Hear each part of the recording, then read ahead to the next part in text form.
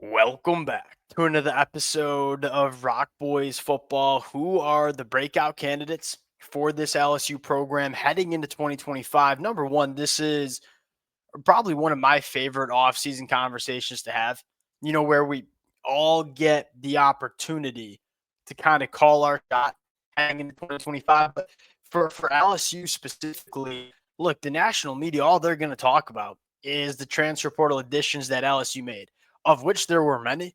And I think LSU probably had the most successful transfer portal class in that winter portal window cycle. That being said, you start getting into the conversation of, all right, if LSU reaches their potential in 2025 and becomes this dangerous college football playoff team that I think we all know they can be, it probably starts with some of this young talent really breaking out in 2025. Who is that going to be? That's what we're going to spend the next 10 to 15 minutes discussing. I got 5 names that are kind of at the top of my board in terms of breakout candidates. Fired up to get into it. Before we do, and as always, just want to say one to the LSU fans, what makes this episode so fun for me is hearing from you guys. Look, if you're watching an LSU football episode on YouTube on February 11th, chances are y'all got some names that you like. Let it fly in the comment section. The names y'all put are the names that we're going to be talking about in spring practice and fall camp. Let it fly in the comment section. Appreciate you guys rocking with it. If y'all do enjoy the content, consider subscribing to the channel.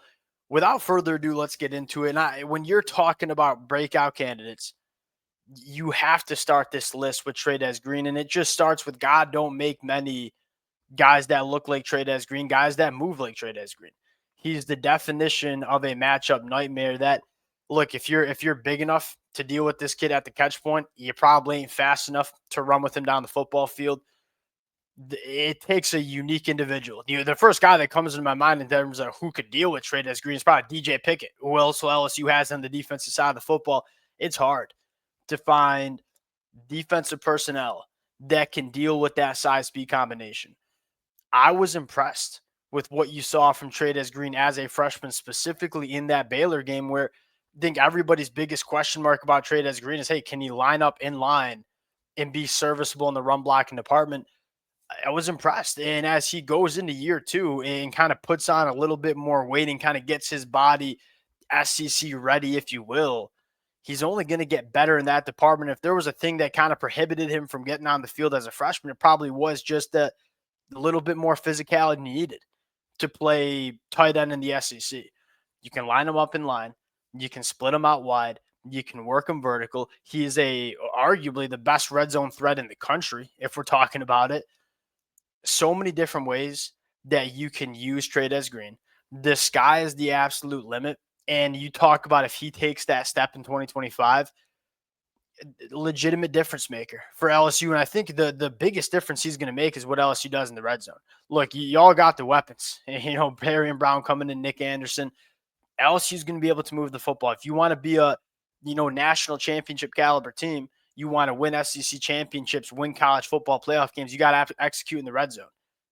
Trey'Dez Green's that guy to allow you to execute in the red zone in a big time way. And he's incredibly fluid as a mover. Normally when you see these kind of guys, it's all right, maybe you're really big and maybe fast in a straight line, but can you wiggle? Can you separate a little bit? Trey'Dez Green certainly can. Number one on the list, no questions asked. Next one I want to go to, and arguably one of the more important football players for LSU going into 2025 is Ahmad Breaux. Look, I think if you were to pull a lot of LSU fans, talk about breakout candidates, specifically on the middle of that defensive line, a lot of LSU fans will point to Dominic McKinley, of which I would not argue. If you wanted to go with Dominic McKinley, you certainly wouldn't see no pushback from me. Why I'm going with Ahmad Breaux is he's not going to be the game wrecker that a guy like Dominic McKinley could be. But, man, as a heavy-handed, like fire hydrant build that, for lack of better terms, can do the dirty work for you inside, Ahmad Breaux was huge for LSU as a true freshman, as an undersized true freshman in the SEC last year. What does it look like for him going into year 2, especially when you start talking about all the talent that LSU has in the linebacker spot? Obviously starting with the Weeks brothers, Harold Perkins coming back, there's so much talent and speed and playmaking ability at the second level. Your job, if you're Ahmad Breaux, is not to go make the plays, but keep your playmakers clean. Eat up those double teams. Don't let guards and centers work up to the second level. If you get that from Ahmad Breaux, of what you saw from him as a freshman, it might be one of the most important factors for this LSU defense in 2025, where, look, our probably biggest concern for LSU going into 2025 is difference makers and depth on the inside of the defensive line. I think Ahmad Breaux can be one of those guys for LSU. Sticking on the defensive line, you have to go to Gabriel Reliford. I don't know if he necessarily starts for LSU because you bring in Jack Pyburn, bring in Patrick Payton. He reminds me of Ruben Bain. 6'2", again, a kind of fire hydrant kind of body who can hold up in the run game, has a unbelievable first step for somebody his size. I mean, ran a sub 12-second 100-meter dash. I mean, he can cook, and you see that first step on the football field. And then the leverage of which he plays with, where he's a little bit shorter, big time power in the lower half. I can get underneath offensive tackles and just put you right back into the lap of the quarterback. He, to me, looks like a real difference maker coming off the edge. And yeah, it's nice that you have Jack Pyburn and Patrick Payton, two really good football players, but you want to be deep there. You want to rotate those bodies in and out. Gabriel Reliford is going to be significantly involved in the rotation. And I think he's a guy that I could see playing to the level that Patrick Payton and Jack Pyburn give you. Next one on the list, Dashawn Spears, another what I think is massive LSU football player in terms of determining how successful LSU is in the 2025 year, excuse me. LSU just didn't have the guys last year athletically in the back end. That was something LSU addressed in a big way. Bringing Monster Delane at cornerback, you're bringing a guy like Jakeem Jackson. Dashawn Spears, he's the type of athlete that Coach Baker needs on the defensive side of the football. We know what Coach Baker wants to do. He wants to bring some pressure. He's going to ask his defensive backs, whether you're a cornerback, whether you're a safety, to hold up in man coverage. LSU last year it got a little bit better, but it still certainly was not there. They didn't have quite the athletes to do what Coach Baker wants to do. Dashawn Spears is one of those guys that is the caliber of athlete to do it.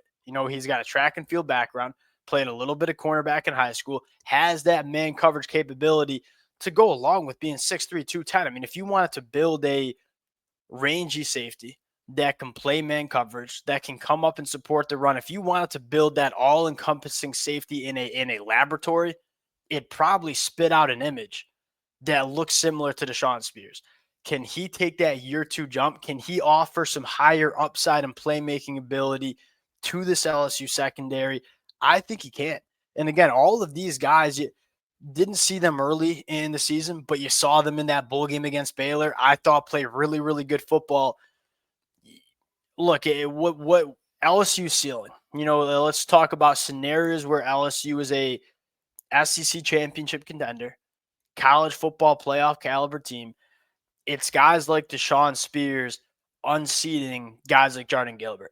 Jordan Gilbert, he a very solid football player, probably not elite. Dashawn Spears can be elite, and we need elite defensive backs in the secondary, especially with what Blake Baker wants to do. Sign me up for Dashawn Spears. Last one that I'll talk about is DJ Chester. Took some growing pains in the 2024 year. There's no question about it. Now, you go back and watch him a little bit, look at some of the numbers. He largely struggled bad in a couple games, most notably against South Carolina and most notably against Ole Miss. You were dealing with 2 first-round NFL defensive tackles and TJ Sanders and Walter Nolan. When DJ Chester was not head up, playing the center spot as a redshirt freshman against legitimate top 20 NFL draft picks, the kid actually played pretty good. And what excites me about DJ Chester is I think they bring in Braylon Morrison. Hey, we like DJ Chester more at guard with what he can do from an athleticism standpoint, how he can work to the second level, how he can pull play side. He was solid as a redshirt freshman. You're not going to find many better redshirt freshman performances than DJ Chester. It wasn't elite. It especially didn't look elite because how good LSU's offensive line was around him, but it was pretty damn good. What happens when he gets better as a football player going into year 3, but also moves into a position that he's probably more comfortable playing? That's big for LSU.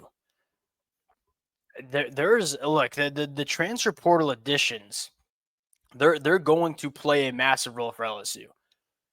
If LSU reaches their potential in 2025, it's going to be some of these guys that really step up and become difference makers. We'll close it out there. Let it fly in the comment section. Appreciate you guys rocking with it. If y'all do enjoy the content, consider subscribing to the channel. We'll talk to y'all later.